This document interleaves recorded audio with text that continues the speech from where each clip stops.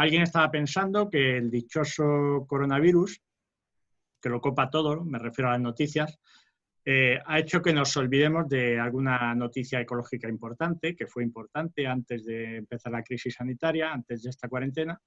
Pues hoy vamos a paliar esto, haciendo que no nos olvidemos de lo que ocurrió en el Mar Menor. Nuestra hambre de relatos no se queda en el vacío. Queremos que detrás de cada uno de estos relatos pues, haya un compromiso en favor de nuestro medio. Y hoy tenemos un nombre que es Julio Mas. A ver, un nombre, Julio Mas, y un tema que es el Mar Menor, un ecosistema en evolución. Él me propuso esta idea y me pareció genial. Yo creo que hay que volver a recordar lo que pasó allí y, sobre todo, profundizar un poquito más, ¿no?, en qué es el Mar Menor. Él es doctor en biología, está en el Instituto Español de Oceanografía y desde que hizo su tesis pues está muy ligado a este ecosistema. Y bueno, ha estado en 1000 proyectos más que cito en el currículum en el Facebook. Pero una vez más, en vez de pasarle el bastón de la palabra yo, pues quisiera o prefiero que lo haga otra persona que ya estuvo con nosotros y que está ahí en imagen y que colaboró estrechamente con Julio en alguna ocasión y que con más justicia nos puede contar algo de él. Entonces, Michel, ¿estás por ahí?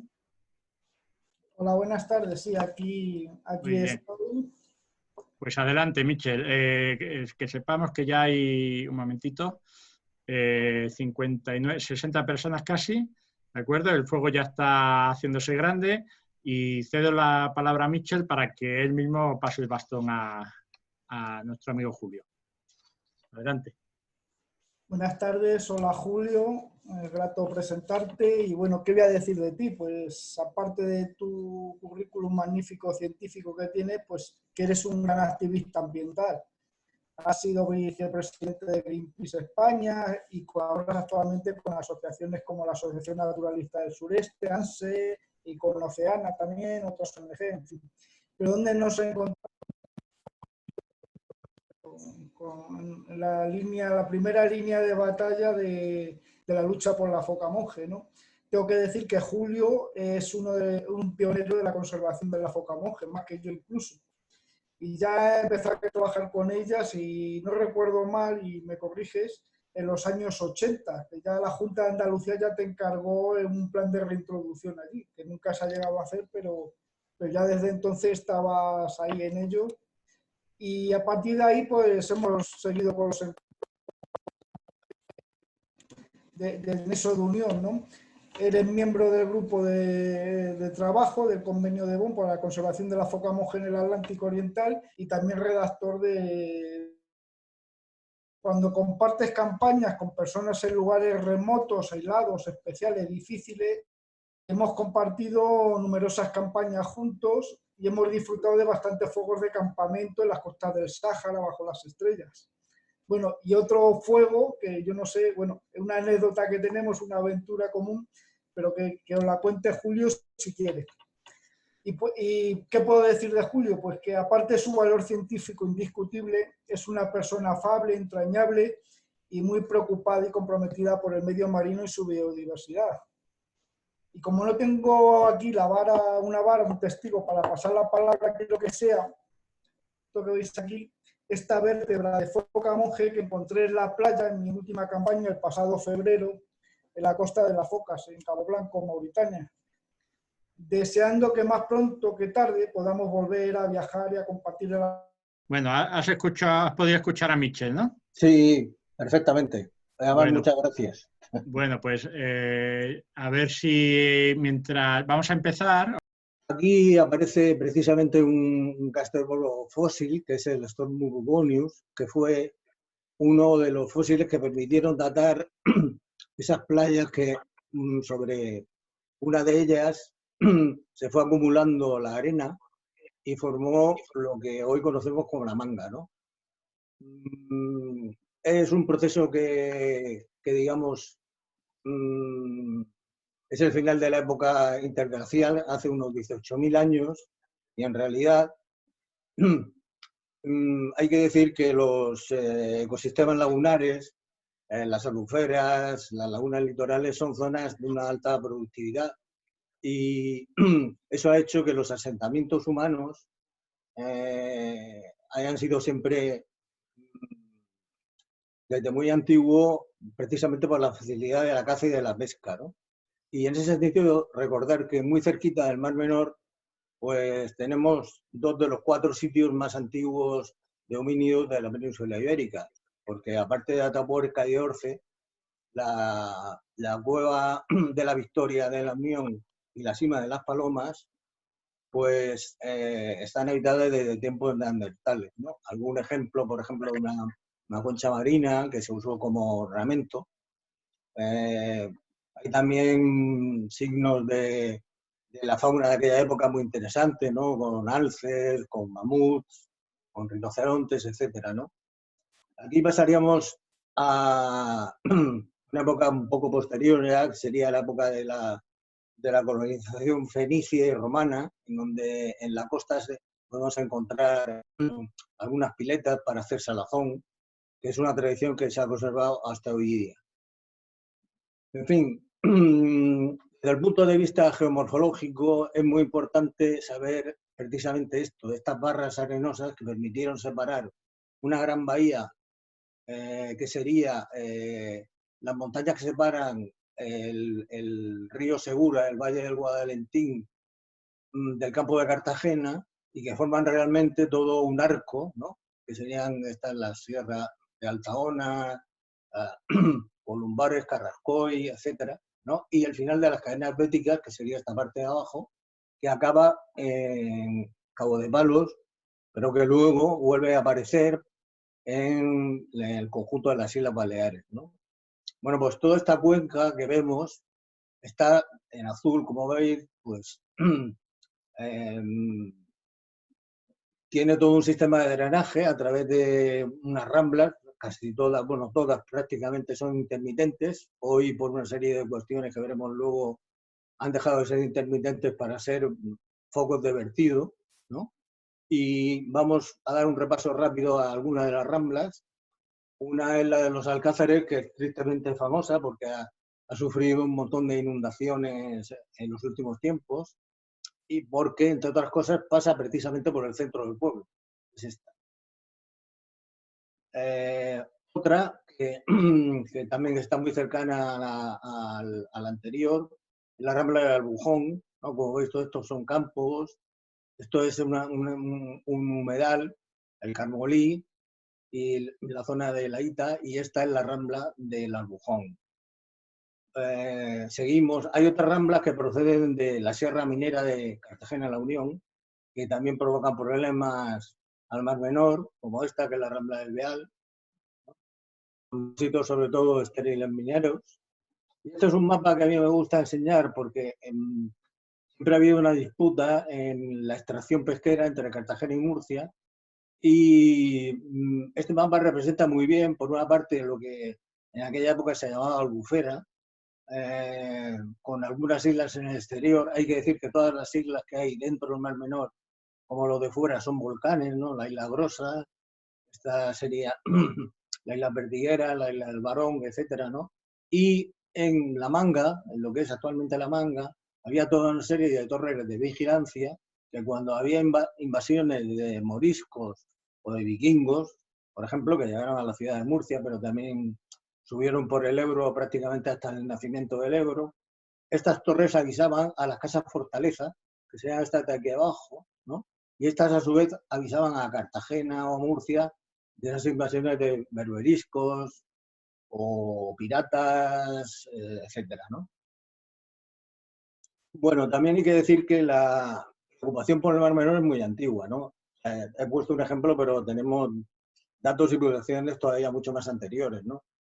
Este es del siglo XIX, por ejemplo, y un señor que fue realmente el fundador de lo que hoy es Santiago de la Ribera, que se llamaba José María Barnuevo, que además era senador y diputado a Cortes, pues ya hablaba del Mar Menor ante el egoísmo y la necesidad de los tiempos, el estado actual, etcétera, ¿no? O sea, que es decir que siempre ha sido un ecosistema que de alguna forma ha suscitado un interés social, económico y ecológico muy importante, ¿no? Una de las cosas buenas también que tenemos del Mar Menor es que hay una bibliografía antigua muy interesante, ¿no? Como por ejemplo este diccionario histórico de los artes de pesca, ¿no? Que es del siglo XVIII. Hay cosas más modernas del siglo XX en el que se describe, este es un libro magnífico, el Diccionario de las Artes de Pesca de España, en el que se describen algunos de los artes, digamos, no podemos decir exclusivos, porque en algunos otras lagunas se usa, ¿no? Pero en el caso del Mar Menor, pues son muy famosas sus encañizadas, ¿no? Que es un sistema de pesca que consiste en una serie de empalizadas hechas con caña, de ahí el nombre de encañizada, que lo que hace es que aprovecha, esto sería el Mediterráneo, y aquí abajo tendríamos el Mar Menor, aprovecha el paso de peces, crustáceos y crustáceos básicamente, de un mar a otro, y los va metiendo en una serie de laberintos hechos con cañas, ¿no? Que al final acaban en lo que se llama un corral, ¿no? Es una zona donde el pescado se mantiene vivo, ¿no? En el Mar Menor había una serie de encanizadas de este tipo de pesca, y ahí es donde estaban esas torres de vigilancia que os comentaba antes, ¿no? Esta precisamente es la encanizada de Staz. Interés científico desde el punto de vista de la oceanografía también nace bastante pronto, y en el año 54, por ejemplo, pues tenemos una campaña de prospección pesquera de Lozano Cabo, que es hijo o que fue de Lozano Rey, que ha sido prácticamente el ictiólogo más importante que hemos tenido en la historia de la ictiología española.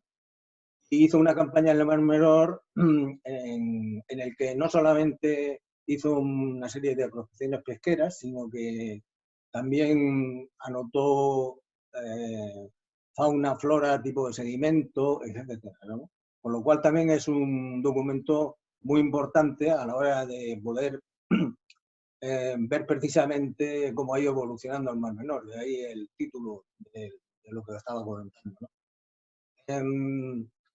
Precisamente por el hecho de las encanizadas, que nos permitían tener reproductores vivos en buen estado de conservación, y el problema asociado a la contaminación en Portmán, que bueno, que yo creo que todo el mundo conocéis, ¿no? Fueron 50 millones de toneladas de residuos sólidos mineros que se vertieron al mar. Es por eso por lo que el oceanográfico decide poner un laboratorio en el Mar Menor, ¿no? Y aquí tenemos a finales de los años 60, que fue la tercera instalación que puso. Es importante saber, digamos, un poco de la oceanografía y de cómo funciona el Mar Menor, ¿no? El Mar Menor es un sistema que anteriormente estaba mucho más cerrado, ¿no? No existía este puerto deportivo, y la única comunicación que existía entre el Mar Menor y el Mediterráneo era a través de las encañizadas, esas que hemos visto, ¿no? Con lo cual, esta masa de agua confinada tenía sobre todo dos características. Por una parte, el confinamiento y la climatología del sureste de la península ibérica hacía que su salinidad fuera mucho más alta que el Mar Menor, que el Mediterráneo, que a su vez ya sabéis que es más salino que el Atlántico, ¿no? Y por otra parte, el efecto continental y la inercia térmica de la propia masa de agua hacía que se calentase mucho en verano y se enfriara mucho en invierno.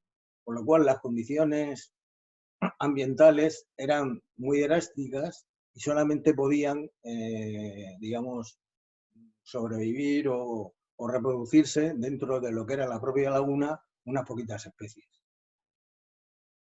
Aquí tenemos un detalle de algo que cambió totalmente el Mar Menor, que también luego haremos algún comentario, que fue el paso de una encañizada, la que tenemos a la izquierda, a un puerto deportivo y a un canal de comunicación entre los dos mares que supuso,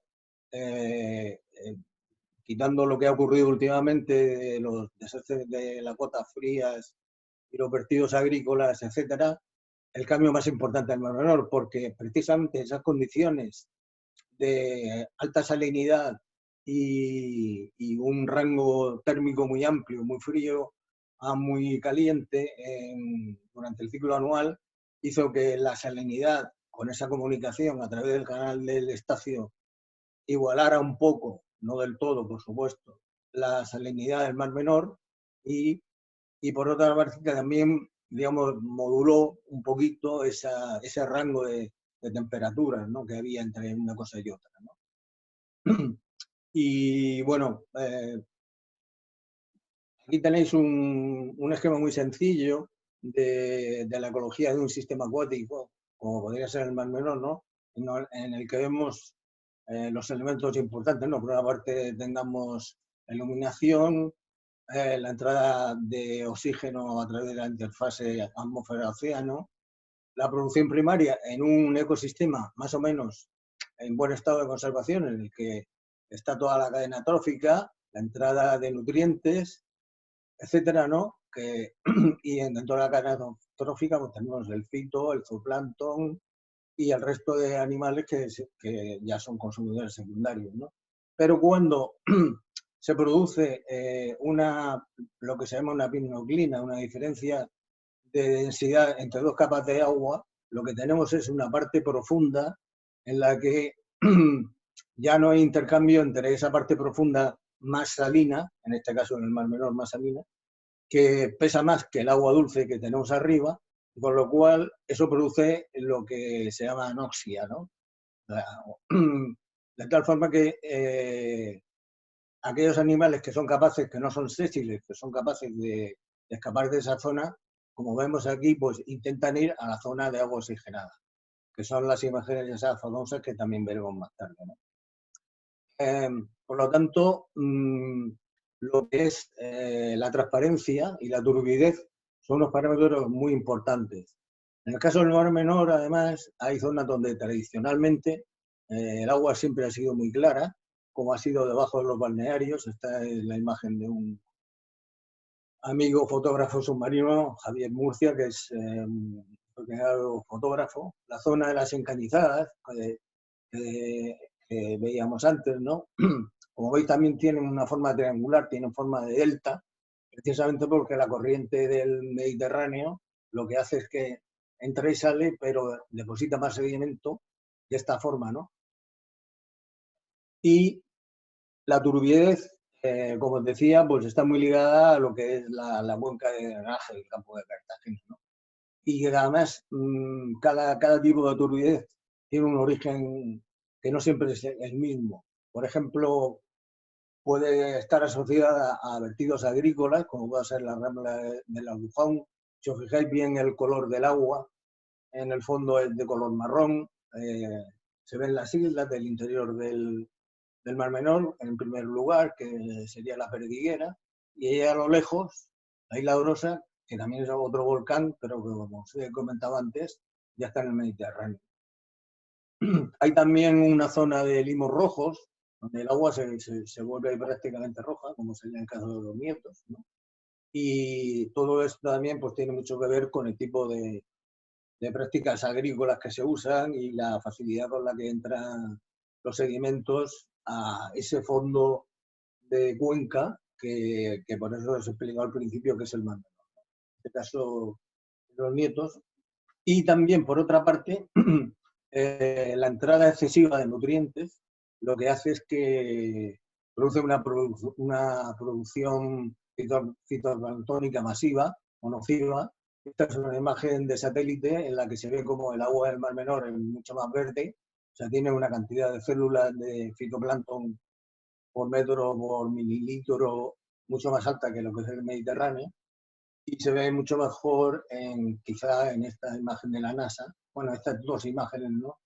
En el que en la izquierda la tenemos en el año 19 y la del año 2020 se ve un poquito peor porque está sacado un periódico, pero veis cómo hay una gran mancha de color. Aquí están los niveles de clorofila, ¿no? Cuanto más rojo, más mayor grado de concentración de clorofila, y ya veis cómo está el Mar Menor, ¿no? Prácticamente la clorofila es en principio no tienen mayores problemas ambientales. Lo que pasa es que de vez en cuando se producen bloom algales de fitoplancton tóxico, que es lo que también se conoce como marea roja cuando ocurre en las rías gallegas, ¿no? Y sobre todo son dinoflagelados, ¿no? Aquí tenemos ejemplo de algunos.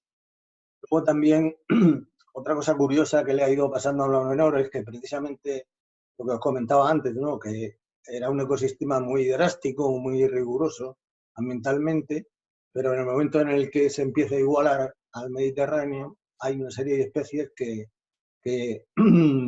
son capaces de colonizar ese medio ya no tan riguroso, ¿no? Entonces, por ejemplo, tenemos el caso de las medusas, que también se hicieron famosas hace unos años, y aquí tenemos 4 especies. La Aurelia aurita, que es esta de aquí, esta es la especie que siempre ha existido en el Mar Menor, pero sin embargo, Cotilorriza, Crizostoma y Pelagia. Pelagia, afortunadamente, no ha podido entrar en el Mar Menor por la alta salinidad, porque de las 4 es con mucho la que hace muchísimo más daño, la que es mucho más tóxica, ¿no? La que ha existido siempre, que sería Aurelia prácticamente inofensiva, se puede coger con las manos y no te da ningún tipo de problema, y las otras 2 realmente no, tampoco son tan, digamos, urticantes como podría ser Pelagia, ¿no? Luego también ese exceso de alimentación de nutrientes ha dado lugar a un fitoplanctónicos de tenóforos, por ejemplo, como el Bolinopsis, o de especies que vienen a través de infecciones leishmanianas, como es el caso de la Bursatella leachi, que es un opistobranquio que procede del Mar Rojo y, como veis en el mapa, poco a poco ha ido colonizando el Mediterráneo completamente, ¿no?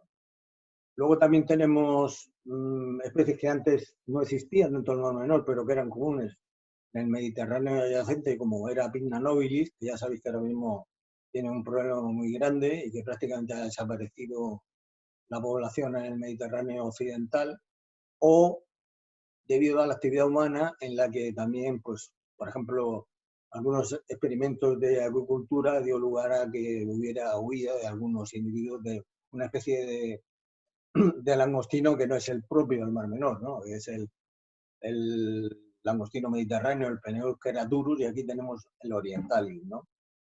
Otra especie también poco frecuente, ahora ya cada vez más frecuente, lo que es alóctona, es el cangrejo azul, que es un cangrejo cuya área de distribución abarca prácticamente toda la costa atlántica de Estados Unidos del este, y que llega hasta prácticamente el Caribe, y que en el Mar Menor lo tenemos desde hace unos 12 o 15 años, pero que actualmente ya se ha distribuido también en la desembocadura en la albufera de Valencia, desembocadura del Ebro, etc., ¿no? Luego, una especie también muy curiosa es el fardet, el Aphanius ibericus, porque es una especie que ya sabéis que es endémica de la península ibérica, pero que en el caso del Mar Menor, si lo veis aquí, realmente presenta unas pequeñas metapoblaciones en las que son diferentes. Es decir, que en un sitio tan pequeño como es el Mar Menor, las poblaciones que hay en las salinas de San Pedro al norte son distintas a las que podemos encontrar en las salinas de Marchamalo al sur o en esas zonas húmedas que hemos visto antes, ¿no? Y si queréis, pues... Sí, Julio. ¿Me escuchas, Julio? Sí, sí, yo te oigo bien. Perfecto, sí, puedes poner tu imagen para que se te vea, pero no quites la diapositiva, déjala ahí. Y sí que una vez hecho el contexto, sí que hay algunas preguntas. Entonces, Daniel, apárecete Buenas. por la ventana, y Hola, Julio. Julio, no sé Sí. si darás ahí con el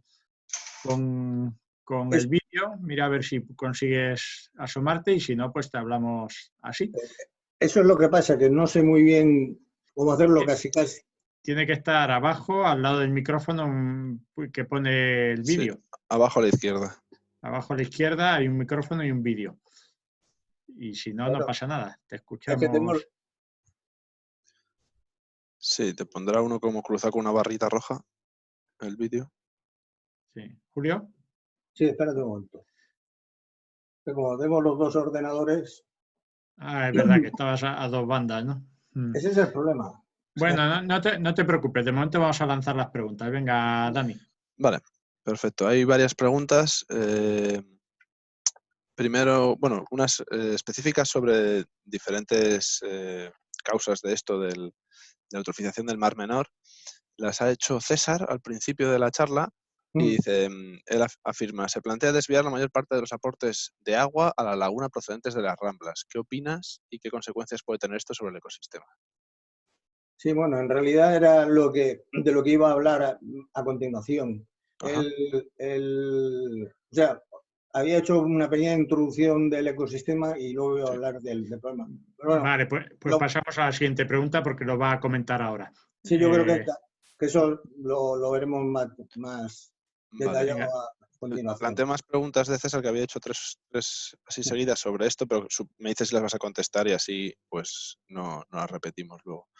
Dice, se habla de abrir las golas o de dragar los canales para propiciar un aumento en el intercambio de aguas marinas entre el Mar Menor y el Mediterráneo. ¿Crees que puede ser una solución provisional temporal? No, porque realmente el problema del Mar Menor tiene que ver un poco con la pregunta anterior. O sea, en realidad el problema del Mar Menor es el exceso de nutrientes y esos proceden de la agricultura.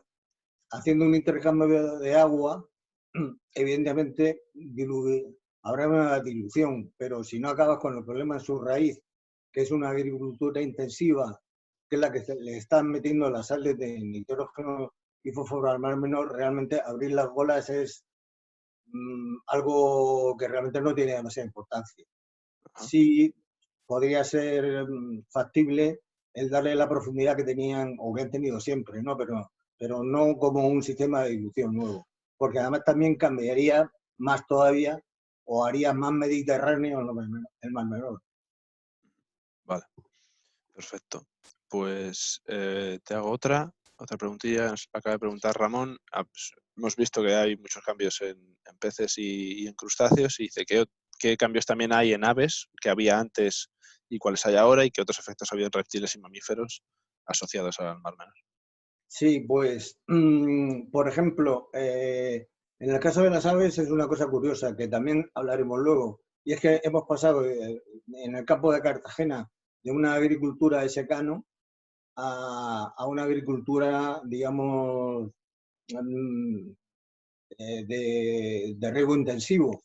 Y entonces todas las especies estepáricas que estaban en el campo de Cartagena, precisamente al ver su hábitat destruido o transformado en un sistema de regadío, pues prácticamente se nota mucho en la densidad y tipo conjugada, alondra, etcétera, ¿no?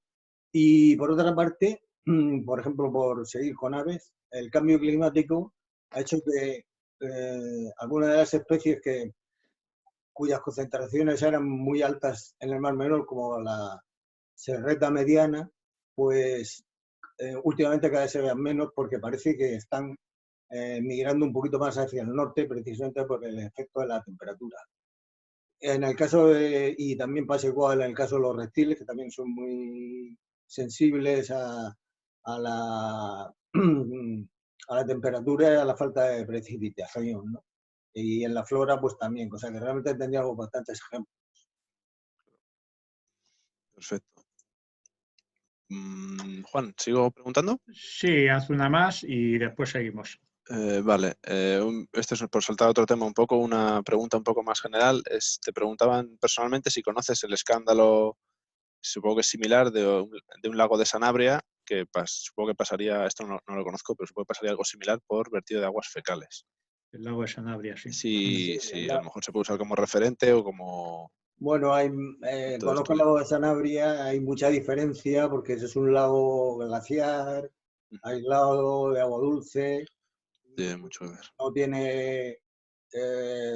es un problema, digamos, distinto, y lo que sí que tiene en común, porque al Mar Menor también le pasa, es que la depuración de las aguas de los ayuntamientos y de otra serie de actividades humanas le llegan al cuerpo acuático, ¿no? Pero como ecosistemas no tienen nada que ver, son muy diferentes, ¿no? Uno es una laguna encima de una cordillera, agua dulce, aislada, etcétera, un lago, agua dulce, y esto es una laguna litoral, pero con esas características tan peculiares que de su hipersalinidad y de su rango de temperaturas tan extremo. Bueno, pues si te parece, Dani, guardamos si hay algo para después. Voy recopilando.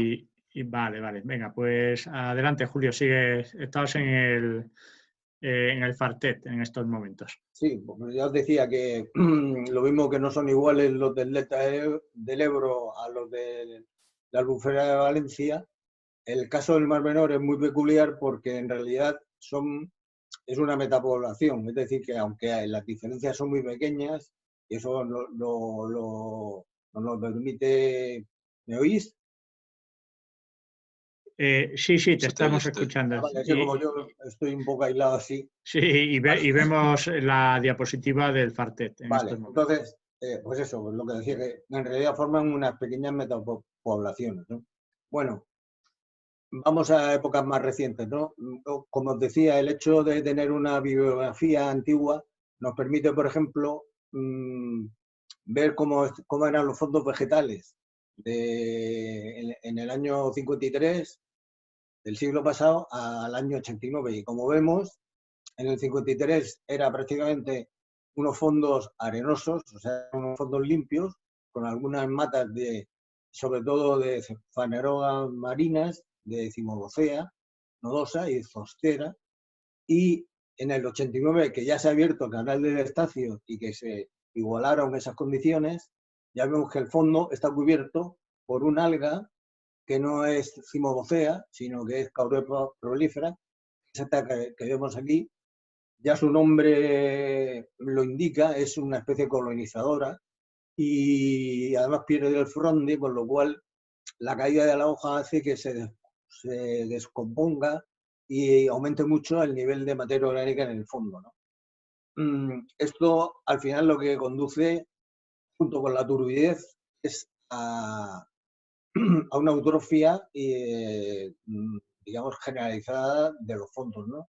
Y muchas veces lo que ocurre también es que esa turbidez y ese exceso de materia orgánica hace que los epífitos, por ejemplo, colonicen algunas de las fanerogas, como es el caso de praderas profundas, ¿no?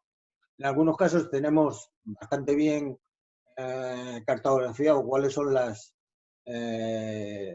praderas, sobre todo en las zonas de intercambio, que son las zonas más someras, las de menos profundidad y donde la luz llega con más facilidad. Y sin embargo, como veremos en la siguiente diapositiva, el hecho de que hubiera esa gran cantidad de fitoplancton por una parte y luego la turbidez asociada a todas las ramblas que al final acaban desembocando en el Mar Menor, tengamos estos dos mapas, ¿no? O sea, cómo estaban las poblaciones de algas y de fanerogas en el año 14, que sería a la izquierda, y como en el año 16 prácticamente el 80% de las...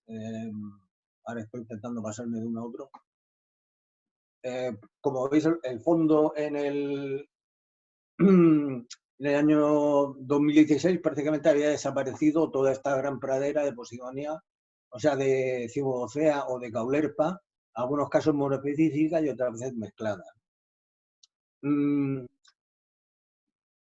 El hecho de que no llegase luz al fondo también tiene como consecuencia de que no hay fotosíntesis y hay descomposición, y esa descomposición de materia orgánica lleva asociada a una demanda de oxígeno, tanto química como biológica, y lo que se produce es una anoxia, que era aquello que estaba representado en aquel cuadro que hemos visto antes, ¿no? Donde se producen esas dos capas, ¿no?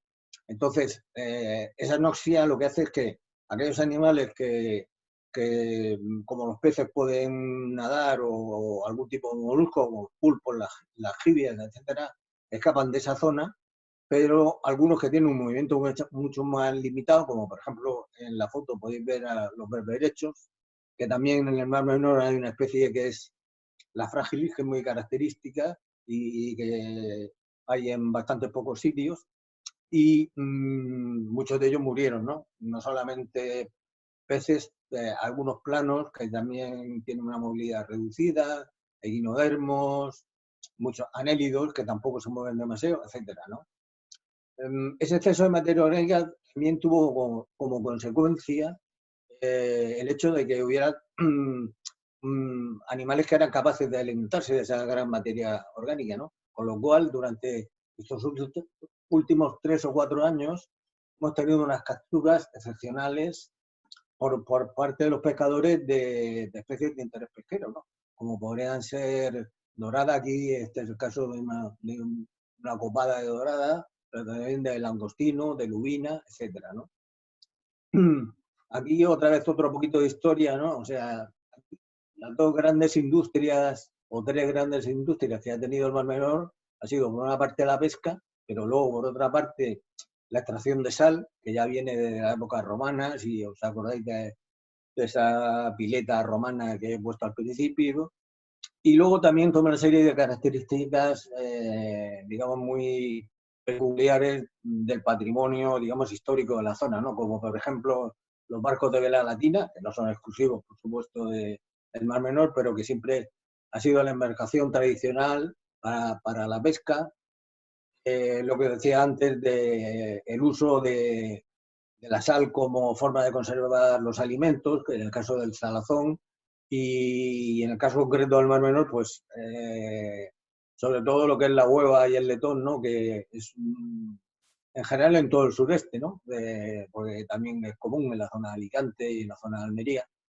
Y esta sería la única encañizada que se mantiene en actividad en la actualidad, y es la encañizada de la Torre, ¿no? Y lo que veis en primer lugar es la hueva de los bújoles, sobre todo del Bugilcephalus, del parete, que es la más apreciada de todas, ¿no? Tiene un proceso en el que se sala y luego se seca al sol hasta un punto determinado en el que, digamos, está madura. O sea, es un proceso de curación, ¿no?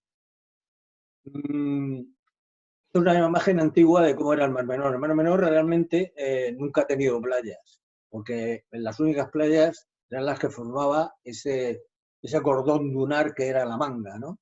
El resto eran riberas. De hecho, Santiago de la Ribera se llama así porque es la ribera de una playa, es decir, es una laguna que todos sabéis que las lagunas costeras, por dinámica natural, su fin es que se conviertan primero en marismas, se vayan colmatando y luego al final acaben en tierra firme, ¿no? Esto sería una imagen de los años 60 y, como veis, prácticamente no tenía playa, ¿no? Y aquí hay un pequeño resumen de mi tesis en el que están, pues, digamos, todos los problemas ambientales que tenía el Mar Menor, ¿no? Y en aquella época, yo la publiqué en el 44, pero tardé más de 10 años en hacerla. Porque en aquella época probablemente el impacto más grande de todos es el que os había enseñado antes, ¿no? Esto todavía estaba aquí la encañizada, como veis, ¿no? Ahí están el sistema de barrera de caña, de cañizo, y aquí está este sistema del taico, como veis también, como os enseñaba antes, ¿no? En este caso no es la misma encañizada, esta es la del Estacio y la de la Torre, como hemos visto antes, ¿no? Pero se abre este canal para comunicarlo con el Mediterráneo y hacerlo, y aquí se construye un puerto deportivo. Y este canal es el que cambia de una forma muy drástica la salinidad y la temperatura del Mar Menor, y ocurren todo ese tipo de cosas, ¿no? Y ahora vamos un poco a lo que ha pasado últimamente. Lo que ha pasado últimamente es que ha habido unos cambios brutales en la agricultura en el campo de Cartagena. Ahí tenemos 2 imágenes que no son exactamente al mismo sitio, pero nos valen como ejemplo de una zona de secano que prácticamente, pues, el cultivo era típico, ¿no? de un clima árido mediterráneo, como es el caso incluso subdesértico o predesértico, como es el caso de Murcia y Almería, a un cultivo intensivo de regadío a base de invernaderos, que sería lo que tendríamos aquí en la parte derecha, ¿no? O sea, es decir, pasaríamos de este cultivo de secano, de almendro, de olivo, de algarrobo, a una agricultura de regadío que tiene mucho que ver también con el trasvase de Tajo Segura y la traída de aguas del Tajo, ¿eh? Y además con malas prácticas agrícolas, porque, por ejemplo, aquí tenemos este cultivo de invernadero se hace a favor de pendiente, en vez de como se ha hecho toda la vida, que se araba a favor en la isolínea, ¿no? Para no perder tierra. Los sistemas de cultivo, estos intensivos que hacen 4, 5 o 6 cosechas al año, no les interesa que el cultivo se inunde, con lo cual lo hacen a favor de pendiente, y eso favorece la entrada al Mar Menor, no solamente de agua, sino del sedimento y de los abonos y de los productos fitosanitarios que usan para poder conseguir esa gran cantidad de cosecha en tan poco tiempo, ¿no? Este sería uno de los, vamos, sin duda el mayor problema que tiene ahora mismo el Mar Menor, que sería prácticamente el 80% de lo que le ocurre, ¿no? La otra gran cuestión ha sido el modelo urbanístico, ¿no? Es decir, aquí en la imagen de la izquierda tenemos la Manga como era, que era esa restinga de arena. Aquí está en sus inicios de urbanización, en que nada más que había una carretera, y en la imagen de la derecha la tenemos como está hoy, ¿no? Bueno, una imagen reciente. Como veis, pues no se respeta la ley de costas. Hay que decir también que inicialmente el modelo que se pensó para el Mar Menor era un modelo encargado a un arquitecto que se llamaba Bonet, y que realmente estaba en otro sitio. Hubiera sido deseable que no se hiciera nada. Pero bueno, estamos hablando de los años 60, con una España empobrecida, saliendo de la crisis, viendo que el turismo era una de las salidas más, digamos, más rápidas y más sencillas de generar riqueza para un país que realmente lo estaba pasando mal y tal. Y entonces, a pesar de que ese desarrollo urbanístico planeaba unos cuantos edificios, pocos, altos, y todo lo demás casas bajas, con viales grandes, con parcelas de tamaño importante, que pudieran tener, digamos, un espacio suficiente como para tener un jardín, etcétera, pues en realidad se ha convertido en esta construcción masiva, que es algo, bueno, el que la conoce, pues sabe lo que es, ¿no?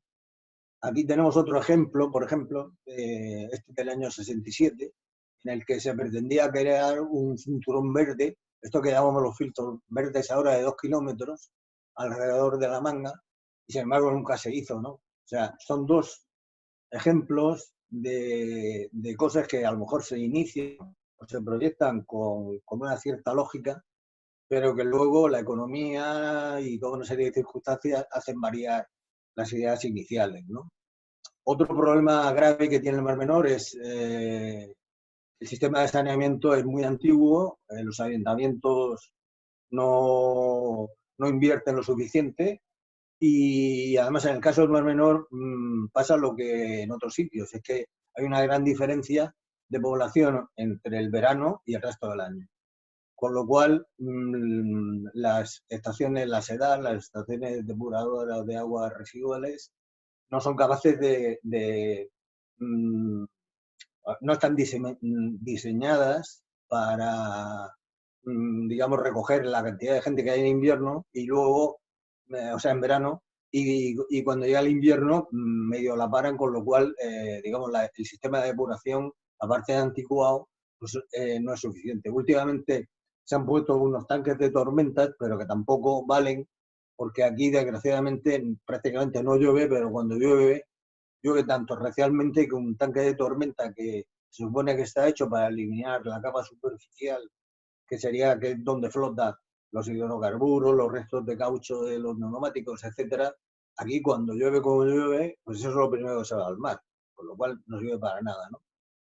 Y luego otro problema más a largo plazo, el problema de la elevación del calentamiento global y de la elevación del nivel medio del mar.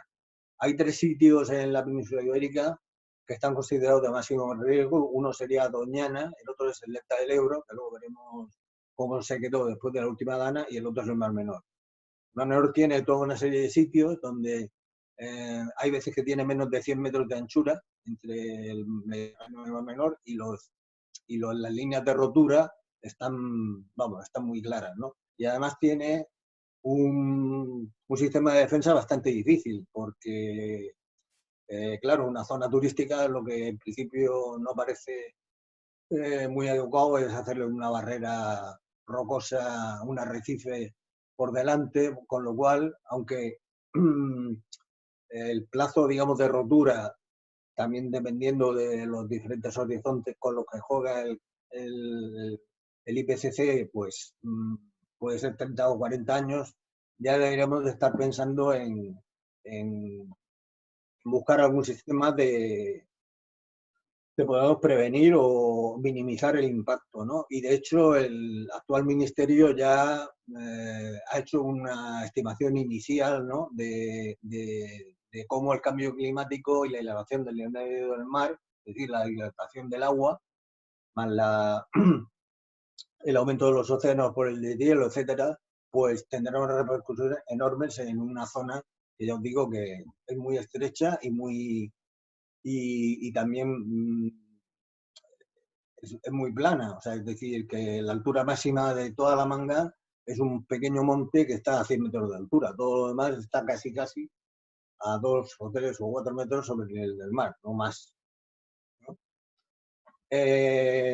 Luego ya entramos en la última parte, que serían las gotas frías, ¿no? Las depresiones aisladas, ¿no?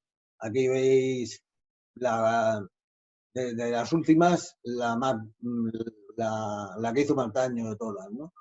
Veis cómo entra todo ese sedimento por todas estas ramblas que desde el principio de los Alcázares, San Javier, etcétera, ¿no?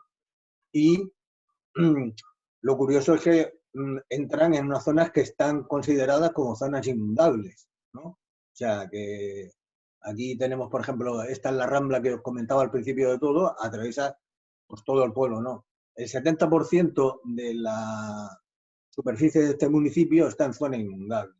O sea que, claro, ahora reconstruir todo esto en las condiciones en las que ha quedado esta imagen a mí me impacta mucho, porque es un pueblo que ha sufrido 3 inundaciones y si volviera a llover volvería a inundarse en menos de 6 meses, ¿no? Y ha sido un poco también un proceso parecido al que estamos sufriendo con el coronavirus, ¿no? O sea, la generosidad, la cantidad de voluntarios que han ido ahí a echarle una mano, el problema de las personas mayores que claro, no tienen fuerza en una riada, etcétera, ¿no? La dana también tuvo como consecuencia ese fenómeno de anoxia y que provocó la salida aquella famosa de los peces a la costa saltando, que dio la vuelta al mundo, ¿no? Y también tenemos otro problema asociado precisamente a la entrada masiva de agua de riego, que el acuífero del Cuaternario del campo de Cartagena está por encima de los límites normales, con lo cual le está entrando agua dulce al Mar Menor y eso también contribuye a que los cambios, digamos, en su fauna y en su flora y en la cadena trófica en general, ¿no? En el mantenimiento estable, digamos, regulado del ecosistema, pues influye mucho. Y prácticamente casi todo el agua que le entra es debido precisamente al sistema este que os comentaba de riego intensivo. Otro problema también lejano, pero que también hay que pensar en él, es la colmatación, ¿no? O sea, este es parte de la tesis doctoral de un compañero mío del IEO, en el que se ve como el Mar Menor tiene una especie como de zócalo perimetral de muy poca profundidad y luego una cubeta profunda, ¿no? Y que con el paso del tiempo, pues alguna isla se uniría al continente, se iría apoyando parte del sedimento en la zona, digamos, de la Manga, con lo cual de alguna forma la reforzaría, ¿no? Pero tenemos por otro lado el efecto invernadero que subiría el nivel del mar, ¿no? Esto es del año 90, esto es bastante más reciente, Este sería del 2008 al 2009 y de 2017 al 2017, ¿no? Y como veis, por ejemplo, pues la zona profunda prácticamente, que es esta más oscura, ha desaparecido y hay cambios en las formas digamos, de modelos de colmatación que tiene el Mar Menor, ¿no? Luego también, otra cosa importante que tiene que ver es, y que tiene que ver también con el cambio o con la posibilidad de abrir o no las bolas, es cómo influyen algunas cuestiones que parece que son lejanas, pero que sin embargo influyen mucho en el Mar Menor, ¿no? Por ejemplo, durante 3 años hemos tenido un sistema de borrascas y anticiclones en el Mediterráneo que ha hecho que estas entradas tan frecuentes de agua fría, ¿no? Pero además de esas lluvias torrenciales, que son, ya sabéis que son muy puntuales, ¿no? Que duran 24 horas, menos y tal, lo que sí que ha hecho ha sido que el sistema de borrascas y de anticiclones cambiantes, por una parte, elevaran el nivel del Atlántico, que a su vez elevaba el Mediterráneo y a su vez él llenaba el Mar Menor. Y luego cuando cambiaban esas condiciones de borrasca y de anticiclón, pasaba al revés. Con lo cual, aquí podéis ver cómo, por ejemplo, a la diferencia de marea, que en el Mar Menor prácticamente no existe, de un sitio a otro, ¿no? Este fenómeno natural, en el que no ha intervenido la mano del hombre, bueno, el cambio climático y eso sí, pero me refiero, no ha sido un sistema, digamos, ideado para eso, sí que ha ayudado mucho a que el Mar Menor, por ejemplo, intercambiara más veces el volumen de agua con respecto al Mediterráneo, con lo cual la calidad del agua mejoró hoy de una forma bastante, con algún pico más o menos pronunciado, pero de una forma más o menos estable, hasta que llega el momento de la dana en el que se precipita. Esta siguiente imagen es cómo quedó el delta del Ebro tras el paso de la borrasca Gloria, ¿no? Prácticamente se quedó por debajo del agua, ¿no? Ahí también tienen otro problemón de mantenimiento, porque no es la primera vez que esta, que es la península del Trabucador, la bahía de los Alfaques, se rompe, ¿no? Y esto es debido también a un proceso en el caso concreto del delta del Ebro, es que aquí un poquito más arriba está la presa de Mequinenza, que prácticamente retiene todos los sedimentos, con lo cual, por una parte, no acumula agua, porque cada vez tiene menos capacidad de embalse, y por otra, no alimenta el sistema deltaico. Y esto está dicho lo mismo que lo de Noro de hace más de 40 años. Y a raíz precisamente de la prácticamente acabo, de esa salida de peces agonizantes a la orilla y tal igual, ¿no? Se provocó una manifestación y una respuesta ciudadana masiva en el que fueron, vamos, se dice que es la mayor concentración de personas que ha habido, más de 55.000, ¿no? Y en el que pues asociaciones con las que yo colaboro, como el Pacto por el Mar Menor, etcétera, pues demostraron a los políticos que hay que cambiar el sistema agrícola, hay que cambiar el sistema de funcionamiento del sistema de prevenida de avenidas, del sistema de conducción relacionado con el urbanismo y con la depuración de las aguas, en fin, hay que implantar los setos verdes, etcétera, ¿no? Y aquí hay un resumen de alternativas y soluciones, pero vamos, yo creo que eso, si queréis los pongo, o si preferís paso pues a las palabras. Muy bien, muy bien. Muy bien, bueno, pues ha quedado un perfil muy, muy completo de todo lo que pasa, sobre todo en la última parte, ¿no? Que era donde queríamos llegar, a lo actual. Y Dani creo que tiene tantísimo que creo que va a tener que seleccionar algo sencillo, porque también estamos un poquito al límite del tiempo. Venga, Dani. A ver, hay un debate constante en el chat sobre cuál es el problema, etcétera, etcétera, legislación, agricultores, demás, ¿no? Entonces, voy a unirte dos preguntas, así un poco generales, y a ver qué te parece. Una es, ¿qué opinas del decreto ley de protección integral que regula los usos y sectores vinculados con el Mar Menor para recuperar y mantener su estado ecológico? Y si esto afecta a los agricultores en algún sentido, y qué se está haciendo para evitar pues el efecto de la agricultura esta de regadío sobre la eutrofización del Mar Menor, o que no Sí. siga esto a peor, si es que puede ir a Bien, peor.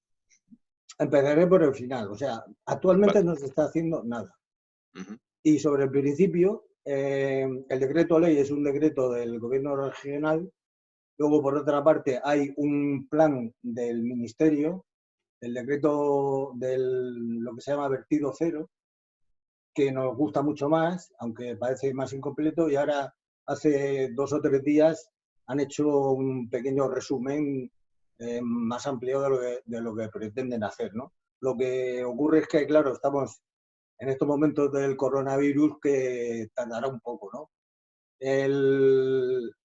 Pero vamos, los agricultores siguen cultivando como siempre, el efecto de las lluvias sigue sin controlarse, y ya te digo que si ahora mismo, ya por la época del año que es muy poco previsible, pero si hubiera otra lluvia torrencial, los alcázares volverían a estar igual, ¿no? O sea, que es decir, que de una forma efectiva todo sigue exactamente igual.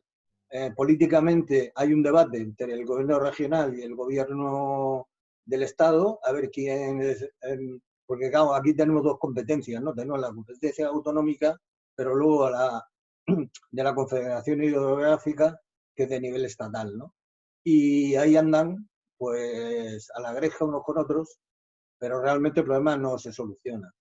Y por otra parte sí que está abierto un procedimiento judicial importante que bueno, está estudiando quiénes son los responsables de toda la cuestión que ha ocurrido. Lo que pasa es que todos sabemos a la velocidad a la que va la justicia en España, ¿no? O sea que, pero en fin. Claro. En relación al último que has comentado, preguntaban a alguien si se podría monetizar los daños ecológicos y pedir responsabilidades a los responsables, o lo ves como algo, una utopía o algo imposible. Sí, bueno, yo siempre digo que es mucho mejor que haya leyes que no haya, ¿no? Sí, Aunque claro. no se cumplan. Eso lo digo, lo debatíamos precisamente en Greenpeace, ¿no? Tenemos el caso del hotel ese de Carboneras, que ahí está, ¿no?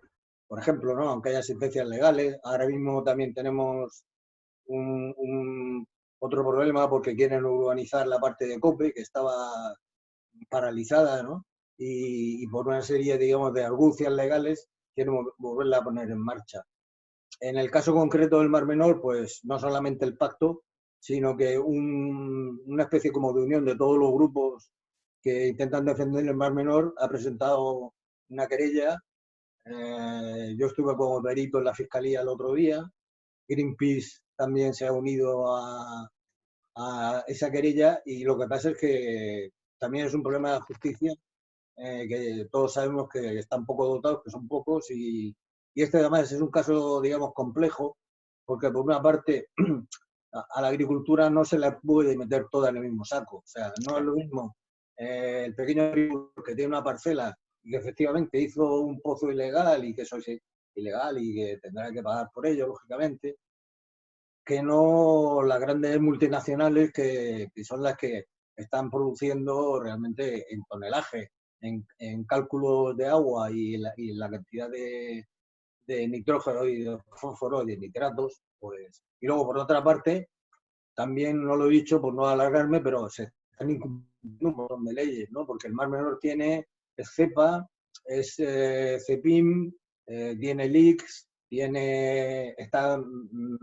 incumpliendo la Directiva Europea de Nitratos, etcétera, ¿no? O sea que elementos para abrir una causa judicial hay muchísimos. Claro, pues un sinfín de razones, supongo. Juan, ¿cuánto tiempo tenemos? Pues vamos a darnos una pregunta más, yo creo, para no exceder de lo que ya han hecho otros. Hay, Y creo que con eso cerramos. hay una pregunta de hace un rato en el chat que si la contestación es positiva, pues puede ser una buena forma de acabar, que es si todo esto del encierro que nos tiene así encerrados a toda la especie humana, por decirlo así, se está viendo alguna recuperación de fauna, de aves o de algo en el Mar Menor, si están volviendo de alguna forma. Estos días estamos viendo precisamente cómo parte de la fauna está entrando en las ciudades y tal. Aquí probablemente, en lo que es la fauna realmente no hay, digamos, un impacto porque las salidas de San Pedro son muy visitadas y prácticamente los flamencos se han acostumbrado a la gente y tal. El problema es que como la agricultura es un bien especial, durante todo este proceso que nosotros hemos estado en casa, ellos han seguido cultivando y han estado tirando agua. Como además este mes de abril está siendo el más lluvioso del siglo y de muchos años, pues también todos estos problemas que comentaba de entrada de nutrientes, de pesticidas, etcétera, etcétera, han seguido durante la etapa de confinamiento. Claro. Bueno, pues fenomenal. Hemos tenido una visión amplia del problema. Como siempre, buscando la esperanza detrás de estos problemas. Hay varios relatores que nos han contado problemas gordísimos. Este es muy específico, de un lugar muy específico, pero también muy grave. Y agradecemos que una persona experta pues, nos haya podido dar una visión y a partir de ahí pues, todos podemos indagar más. Julio, yo creo que lo que pasa es que no lo vas a poder enseñar porque no tienes imagen y es una pena porque Julio tenía detrás una maqueta de un barco espectacular. Pero bueno, sí que ibas a recomendar uno o dos libros, ¿verdad? Pues si quieres puedes decir el título y a lo mejor la editorial, lo que permita localizar a la gente esos libros, uno o dos, y con eso vamos a cerrar. Muy bien. De todas formas, mandaré el enlace. Muy bien. Hay un libro que es el único guía de flora y fauna del Mar Menor hecho con fotografía submarina, ¿no? Esto mandaré el enlace porque no es difícil encontrarlo en las librerías, ¿no? Y luego hay otra serie de libros que también estos los tengo en PDF, que si hay alguna forma os podía pasar os podéis bajar los contenidos que se refieren a las especies comerciales, explica un poco los sistemas de pesca. Hay otro libro dedicado a la vela latina y al tipo de barcos y artes de pesca, que también son interesantes. Hay también otros libros que tienen unas fotos muy peculiares, que son entrevistas a pescadores mayores.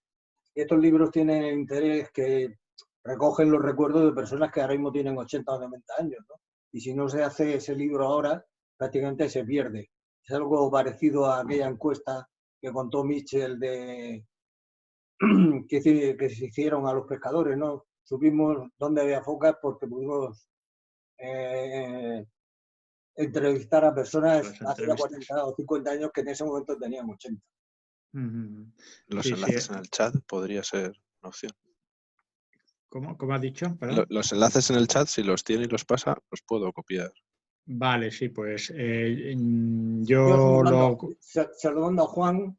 Y los cuelgo en Facebook y quien quiera específicamente y no tenga Facebook, que me escriba. Sí, se puede descargar el PDF perfectamente. Claro. Vale, pues nada, muy agradecido primero por un lado a Dani, que ha tenido que hacer un esfuerzo de síntesis importante hoy por la cantidad de preguntas y sobre todo resumir preguntas sobre un problema tan complejo, ¿no? Y bueno, ha estado fenomenal. Y después Julio Mas, una vez más te agradezco tu presencia. Nos has acercado a un tema que parecía olvidado a pesar de que ha ocurrido hace poco esa llamada de atención, ¿no? Con el tema de los peces. Y no sé si quieres decir algo para despedirte y yo ya hago un guiño a la siguiente ponente de mañana.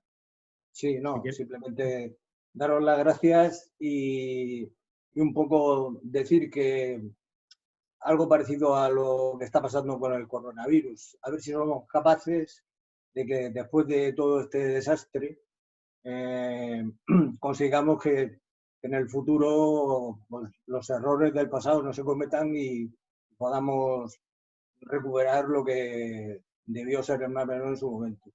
Y el resto del Estado y del planeta, pues igual. Muchas gracias. Pues muchas gracias a ti y mañana tenemos, sabéis que los relatos, que es de lo que va esto, con centro en el medio ambiente, en la naturaleza, los usamos desde que la humanidad existe y que también es un arte, ¿no? El contarlos. Entonces mañana se me ocurrió traer a una persona espectacular contando cuentos y relatos y que nos acompañó mucho en la época en que yo estuve en el Arboreto Luis Ceballos y, bueno, encantó a la gente y cautivó a muchas personas. Ella nos va a dar algunos, digamos, algunos tips de cómo se puede contar un relato y alguno nos contará ella misma. Así que mañana a las 6 os espero a todos y os agradezco muchísimo que sigáis ahí acompañándonos, que ya somos casi familia. ¿De acuerdo? Pues mañana nos vemos y hasta la próxima. Hasta luego.